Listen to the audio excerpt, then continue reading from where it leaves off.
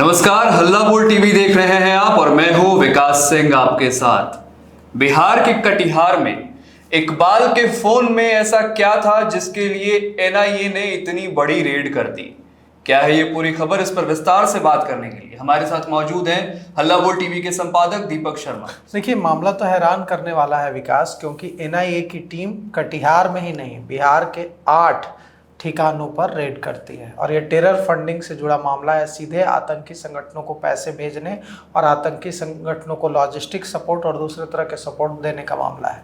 यह जो है गुरुग्राम में एक आतंकी हमले का मामला है, उससे जुड़े इसके तार हैं। अब वो जो फ़ोन है जिसका जिक्र आपने किया, यह फ़ोन कटिहार में इकबाल नाम के व्यक्ति के घर पे रखा हुआ था। एनआईए की टीम वहाँ पहुँचती है, एनआईए की टीम दबिश देती है, रेड करती है, किसी से कोई सवाल जवाब नहीं करती है, कोई पूछताछ नहीं करती है, घर में जाती है, बक्सा है, उस बक्से को खोलती है, उस बक्से से वो मोबाइल फ़ोन निकालती है और लेकर चली जाती है। घर के सदस्यों को एक नोटिस भी देती है और बिहार के 8 ठिकानों पर यह रेड की जाती है और पूरे देश के 22 ठिकानों और बिहार के 8 ठिकानों पर यह रेड चल रही है, सर्च ऑपरेशन चल रहा है। एनआईए, नेशनल इन्वेस्टिगेटिव एजेंसी की ओर से यह रेड की जा रही है।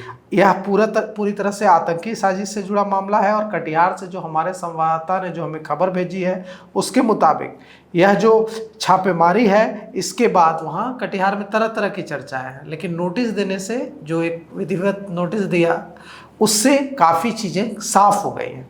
अभी देखिए, इकबाल को जांच एजेंसी ने हिरासत में लिया है। एनआईए की टीम कटिहार के सीमापुर थाना क्षेत्र के सुखासन में पहुंची और सुखासन में रेड किया और इकबाल और रिजबुल नाम के शख्स के घर टीम पहुंची और इन दोनों के खिलाफ पहले से केस दर्ज है, लेकिन इकबाल को जांच एजेंसी ने हिरासत में ले लिया और सीमापुर थाना क्षेत्र के दुर्गापुर और बालूघाट के मुबारक, नूर आलम, हासिम, निजवान के घर छापेमारी की जा रही है। किसके किसके घर छापेमारी की जा रही है? कटिहार के सीमापुर थाना क्षेत्र के दुर्गापुर और बालूघाट के मुबारक, नूर आलम, हाशिम, निजाम के घर छापेमारी की जा रही है। नूर आलम ने बताया है कि उसके घर पुलिस ने दबिश दी और एक मोबाइल फ़ोन और एक सिम कार्ड ले गई है। अब नूर आलम के घर एनआईए रेड मारती है और रेड मारने के बाद एक मोबाइल फ़ोन और एक सिम कार्ड अपने साथ ले जाती है। तो नूर आलम के घर से जो यह मोबाइल फ़ोन और सिम कार्ड जो बरामद हुआ है, इसमें कौन से राज टेरर फंडिंग के छिपे हुए हैं, जिससे पुलिस एनआईए को भरोसा है कि इससे कई राज खुल जाएंगे। बिल्कुल। इसमें इकबाल के भाई वसीक, जो सीएसपी संचालक है, उसने बताया हमारे संवाददाता को कि एनआईए की टीम ने उनके घर छापेमारी की है और टीम ने परिवार को एक नोटिस भी दिया है।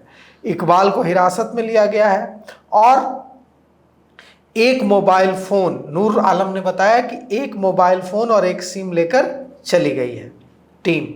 और देश भर के, ये अगर एनआईए सूत्रों की बात करें तो देश भर के 22 ठिकानों पर यह रेड किया गया है, छापेमारी की गई है। बिहार के 8, कर्नाटक, महाराष्ट्र, तमिलनाडु के 1-1, उत्तर प्रदेश के 2 और जम्मू कश्मीर के अलग अलग 9 ठिकानों पर यह रेड मारी गई है। पूरे भारत में कुल 22 स्थानों पर आज रेड चल रही है। यह मामला टेरर फंडिंग का है, आतंकियों को पैसे और दूसरे लॉजिस्टिक सपोर्ट मुहैया कराने का है। इसे लेकर हथियारों की सप्लाई का भी मामला है।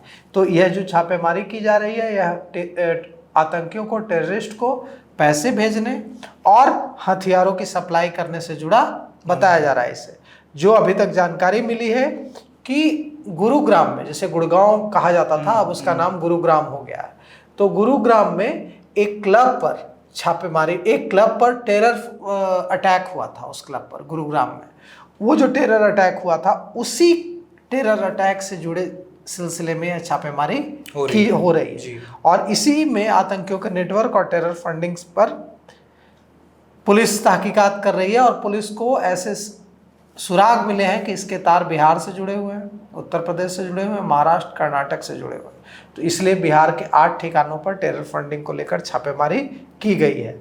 जम्मू कश्मीर में बारामूला, कुलगाम, अनंतनाग और पुलवामा में रेड मारी गई है और कई इलेक्ट्रॉनिक्स गैजेट, संदिग्ध डॉक्यूमेंट फाइनेंशियल ट्रांजैक्शन के और दूसरे डॉक्यूमेंट्स जब्त किए गए।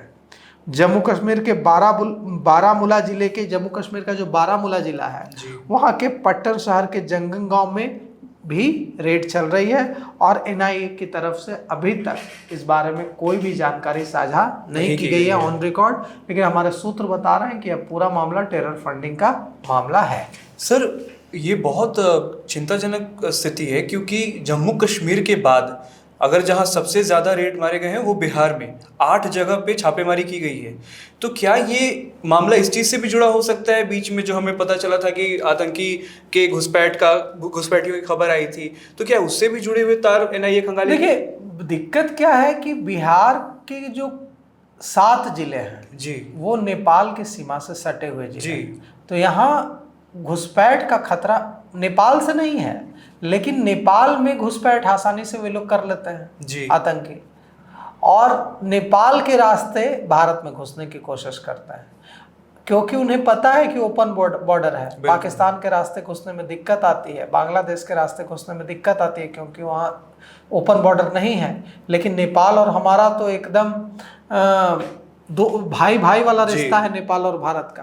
तो आतंकी क्या करते हैं कि नेपाल के रास्ते भारत में घुसने की कोशिश करते हैं, क्योंकि ओपन बॉर्डर है, इसका फायदा उठाने की कोशिश करते हैं। और इसीलिए जब भी इस तरह की चीजें होती हैं तो बिहार में जो सक्रियता है वो बढ़ जाती है। एनआईए और दूसरी जो जांच एजेंसियां हैं वो बिहार को जरूर अलर्ट करती हैं, क्योंकि वो नेपाल से जो जुड़ी हमारी सीमाएं हैं उसका लाभ उठाने के लिए आतंकी पहले नेपाल घुसते हैं और नेपाल से फिर भारत में घुसने की कोशिश करते हैं। तो ये जो है ये बहुत ही चिंताजनक है और बिहार पुलिस मुस्तैद है। वो जिस घटना की आप जिक्र कर रहे हैं कि 3 आतंकी घुस गए थे जो पाकिस्तान के नागरिक थे जी, रावलपिंडी और दूसरे जगहों के, वो बाद में बिहार के एडीजी पंकज दराद ने कहा था कि वो बिहार में नहीं घुसे जी।